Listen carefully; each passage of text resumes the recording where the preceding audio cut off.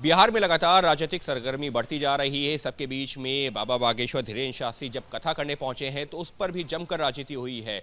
तमाम विपक्षी पार्टियां, फिर चाहे वो आरजेडी हो, कांग्रेस हो, सबका ये कहना है कि ये माहौल खराब करने आए हैं। मनोज तिवारी हमारे साथ में मौजूद हैं, जो खुद जो है बिहार भी गए थे धीरेन्द्र शास्त्री जी से मिलने के लिए, और उनके अलग अलग कार्यक्रमों में भी आप जो पहुंचते रहते हैं। माहौल खराब करने के लिए बिहार जा रहे हैं आप लोग, उनको बिहार जबरदस्ती ले जा रहे हैं जिससे कि चुनाव में फायदा मिले। अब देखिए, जिसकी जैसी भावना है वैसे देखता है, मगर बिहार इतना खुश है, इतनी संख्या में लोग आए कथा में गोपालगंज के भोरे में कि दो दो दिन तो लोकल प्रशासन के निवेदन पे 3 घंटे की कथा को मात्र 45 मिनट करना पड़ा। आज सवेरे वहाँ से बागेश्वर सरकार को निकलना था, लेकिन परिस्थिति को देखते हुए हम लोगों ने कि इतनी भीड़ हो रही है, कहीं कुछ लोग उसमें साजिश न कर दें, क्योंकि जब इतनी बातें कर रहे हैं तो भीड़ में कुछ लोग बवाल करा सकते हैं। उसको देखते हुए सकुशल कल ही संपन्न करा के, और अभी मुंबई के पास एक आश्रम बन रहा है, वहाँ चले गए हैं। लेकिन वो वहाँ पर पहुँच रहे हैं धीरेन्द्र शास्त्री जी बाबा बागेश्वर की, लेकिन वो हिंदुत्व की बात कर रहे हैं। विपक्षियों का ये कहना है इससे बिहार का माहौल खराब करने की कोशिश हो रही है। इसका मतलब है कि जो लोग दूसरी पार्टियों के लोग हैं वो हिंदुओं को एक होते होता नहीं देखना चाहते हैं, उनका गौरव नहीं देखना चाहते हैं, सनातन को बढ़ता हुआ नहीं देखना चाहते हैं। ये तो परिचय दे दिया इन लोगों ने अपना।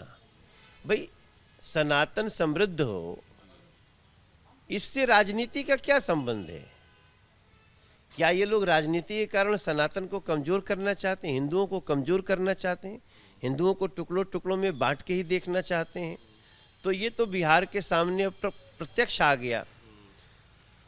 मेरा तो नहीं मानना कि वो कहीं भी कोई नई बात, वो हमेशा अपनी हनुमान जी की कथा, सभी देश के सनातनी एक हो, हिंदू एक हो, वो इसकी बात करते हैं।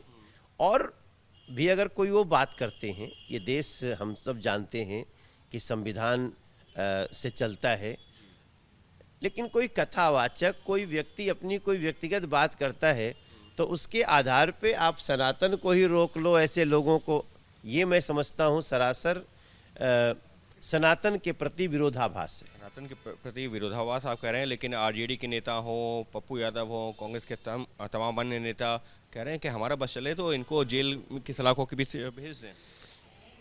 देखो, अब ऐसे लोग तो इसी तरह की बातें करके अब तक बिहार का नुकसान करते रहे, बिहार को पीछे ढकेलते रहे। अब समय आ गया है जब बिहार में सनातन का भी गौरव बढ़ेगा, और अब बिहार में माता सीता जी का बड़ा मंदिर बनेगा।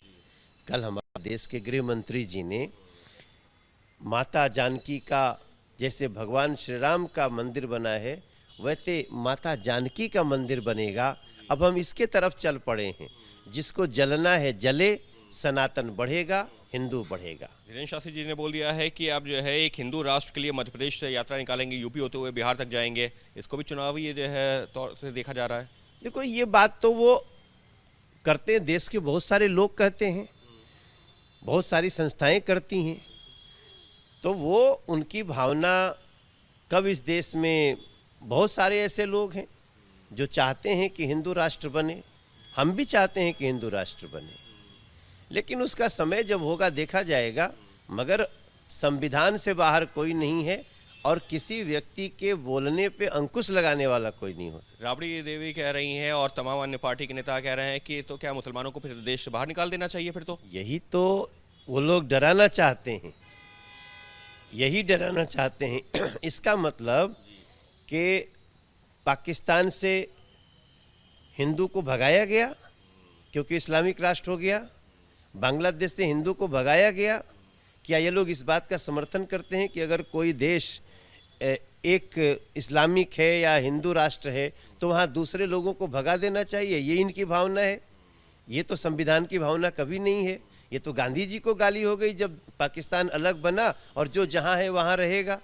तो ये तो अब जड़ में ही इनके प्रदूषण है। कोई राष्ट्र हिंदू राष्ट्र है या इस्लामिक राष्ट्र है या क्रिश्चियन राष्ट्र है, इसका मतलब ये थोड़ी होता है कि दूसरे वहाँ रह नहीं सकते। ये इनकी भावना है जो डरा करके रखती है। For exclusive and insightful videos, subscribe to our new channel ABP Live Premium.